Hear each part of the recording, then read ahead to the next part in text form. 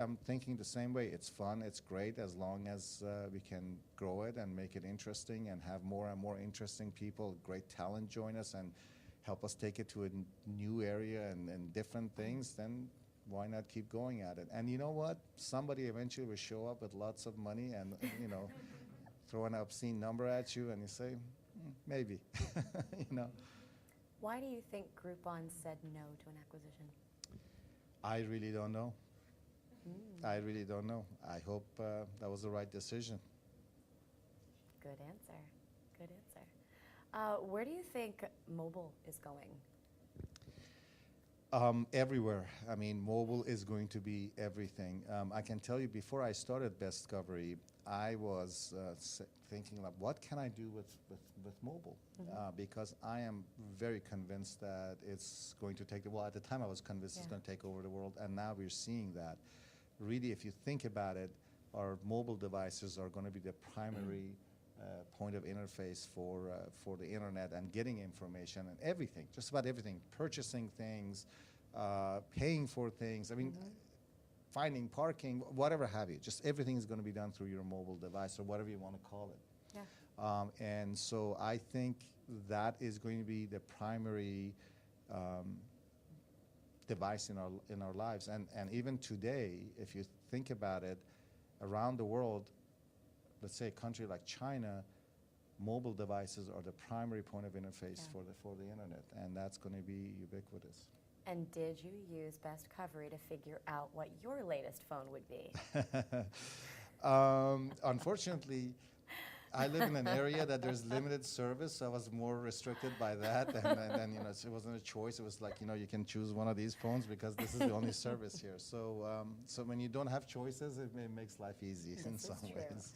Again, different applications. Different applications. So I keep hearing you mention VCs and mentioning that, like with Price Grabber, you started with 1.5 million, and that was it, and you found a way to make money.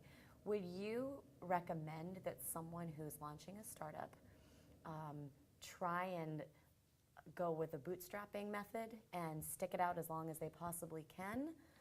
Should they try and avoid VC, or at least, avoid angel funding, or any of those for as long as possible?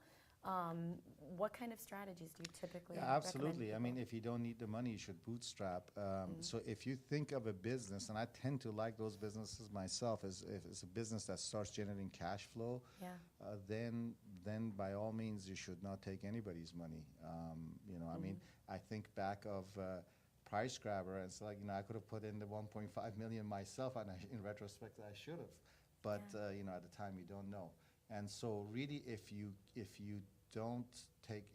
can do without taking people's money, then that's great. But on the other hand, not every business can be built that quickly, right? Sure. In terms of generating revenues or getting to profitability. So if you have so let me give you like an example, like OpenTable, wonderful service. I don't know if you guys use it or not. I like it very much. That's a business that takes a lot of money up front because you got to go have sales guys go out there and say, oh, here's an equipment we're going to give you, blah, blah, blah. So it takes a lot of cash to do it, but then it pays off massively maybe down the road. Amazon. I mean, there are a lot of examples of companies that have taken money and they've, generated tremendous returns. So that's great. The good news is, unlike 10 years ago, you have so many opportunities to start up a company now and get to revenue and keep your costs down. I mean, it's insanely different, right?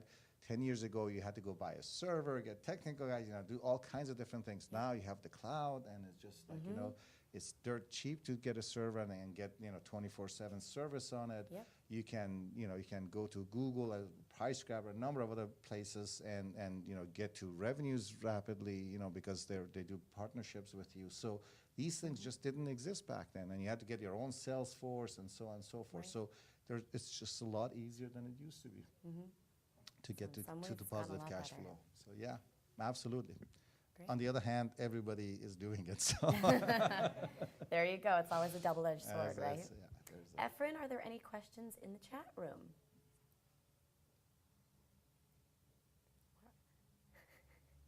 I don't know if you can hear us. Can you hear us? Yeah, I can hear you. Hello, everybody. Right now. Okay, let's go over here. What are some of the top mistakes you see startups of today making, and what advice could you give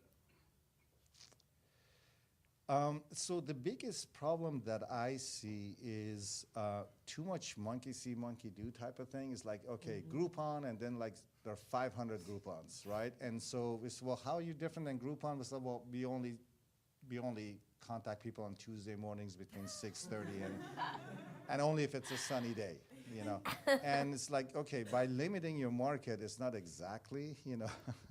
So you find a lot of those types of like, I just came up with this idea and now give me lots of money, let me go and run it. And I think that's just, I don't know if I believe in that. So I see a lot of mistakes like that. And then there's like, your classic mistake. A lot of overseas like development is cheaper, but it turns out to be a disaster, so it ends up being very expensive. So when you outsource overseas, it gets very difficult. So I think it's important that if you believe in your product, you invest in either getting the right technology person as a partner, or go to a legitimate company that can really help you build a foundation that will last at least a couple of years for you, and it won't be a disaster.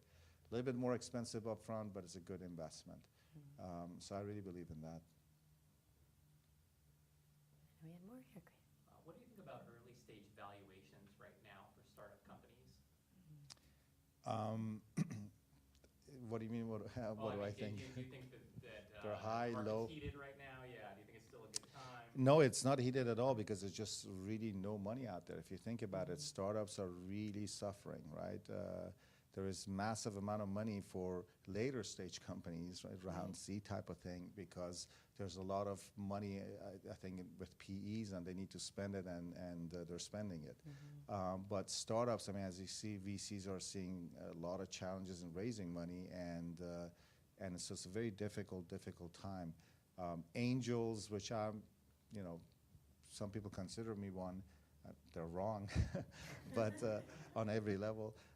But if you think about it, it's just like, those guys have also sort of shied away because angels would start something and then, VCs would come and say, well, yeah, okay, well, there's an up round or whatever. So there will be a little bit of discount, and you say, well, I've helped somebody, I've done something. Unfortunately, that follow-on money is not there, and so it just becomes a recipe for, Heartbreak. losing money. Exactly. So it's a very, very difficult environment to start up, I think, now.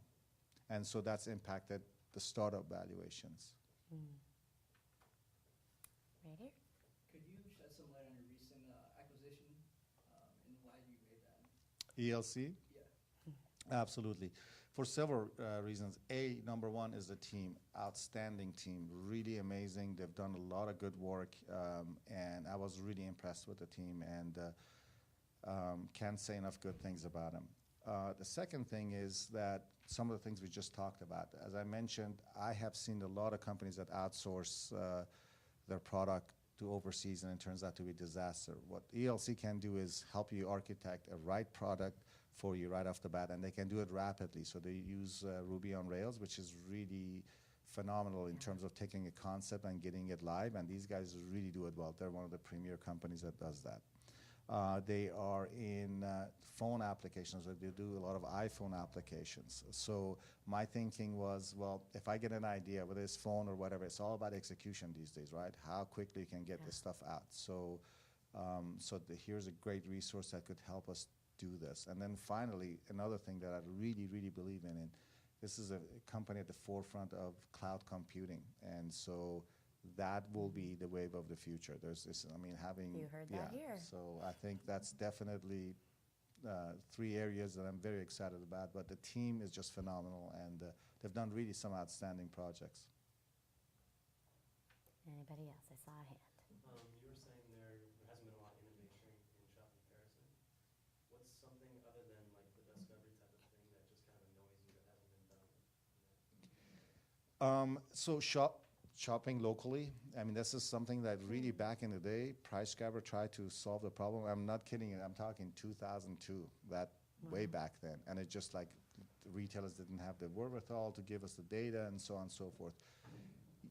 that is really then the next revolution is going to come from there. And a lot of people claim that they're working on it, but it's just not satisfactory yet, right? I mean, it's just a lot of misinformation, not complete, not so.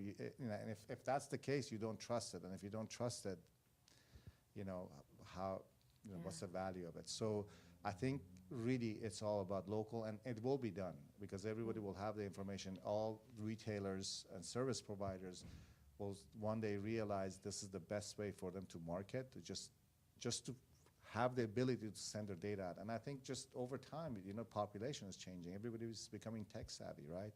So, so I think all that will happen, and I think that is the most interesting. If I had a comparison shopping site, I would be working on that. Efren chat room. Or did we Everyone's kill the internet? intently listening. I think We killed the internet. We killed the internet. So shut it down.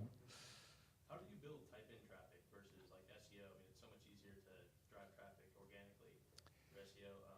You did that with Price Grabber, but like Bestcovery, I assume, was probably mostly SEO at this point. How are you trying to build the type-in? So the way you do it is by having a good product that people will say, yeah, I trust it. I mean, it sounds like cliche, but it's true. I mean, if you say, well, yes, this is right, this is true, I've done my homework, and it's kind of interesting. I hear from people all the time, hey, I used Bestcovery, great idea, but you know what? Your number 2 was the best. And I said, well, why do you think we have 5 there? Because at some point it gets a little subjective. So we say if you're completely benign, then you might want to take our best. But if you have some preference for color, size, price, whatever, we give you 5 best so you can choose from. So whether it's number 4 or number 1, if it's on the list and you found it, then that's great. And so I tell them, well, if that's how it works, you will come to Bestcovery and just look at our top 5 and choose among them. So, so it is all about the product. It is about the right answer, having the right answer, and you say, yes, this is right. I mean, this is how it worked with Price Grabber as well. Price Grabber, it's not like people showed up and say, oh, this is great, this is fantastic. I'm going to buy this one. They said, well, you know what? I'm going to go and check this tax, this shipping, this prices, and they went and they checked and they went, you know what? They have it right. And so if they have it right, I don't have to go test them. I trust this site. They're going to do the right thing. And I can give you examples of it all day long of the kind of stuff that we did that maybe your average person wouldn't know it, but really the tech-savvy influencers would really notice. And those are the guys who went out there and said, here, Price Grabber this, Price Grabber that. And so that's how we became successful. Really, if you look at on the internet, all the successful companies are just word of mouth. Hardly any company, I can't think of too many that are just really made it through advertising. And so would it's you very important. say that it's important then to make a concerted effort to reach out to those influencers, to identify them and reach out to them? If you can, if you can, then that's great. I think it's very important. I know we worked very hard to reach those guys in terms of not just to reach, not to send them emails, but it's just by talking to them. It's like, here's something that they would enjoy or they would notice, and they did, and because of that, they rewarded us by recommending us to everybody, and so that made a difference. So good old-fashioned credibility through third parties. Yeah, absolutely. PR still works, Yes. folks. PR still works. What's the relationship between the two types of reviews or kind of approvals that you have? Like, maybe you have the expert rating, and then you have like is it a recommendation engine or? Right. So it's a very good question. So there are some products that I believe that an expert is much better qualified to answer. So for example, all tech products would fall into that in my opinion, right? For all tech products. So a laptop, again, is changing all the time. And even if you look at it and say, well, everybody in a user review says this is a great Sony laptop, well, that's not available anymore. And anyway, is that the right product for me? And B, what is the comparison basis? That everybody owns one laptop, it doesn't mean anything. Now, if everybody says that's a bad product, well, yes, you shouldn't be choosing it. So it's a good deselection process to look at the wisdom of the crowd when it comes to that type of product, but it's not the best selection process. Whereas an expert, and if you think about it, we all shop this way, right? I go to my IT guy who knows everything about the company, like, I need a laptop. Kamran, you travel, you want it light, you want it fast, you do a lot of it. So these are the 3 things you should be looking at.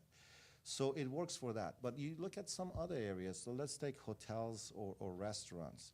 If 90% of people like a restaurant, then more than likely you will like it too. Now, you may be among those 10% that doesn't like it.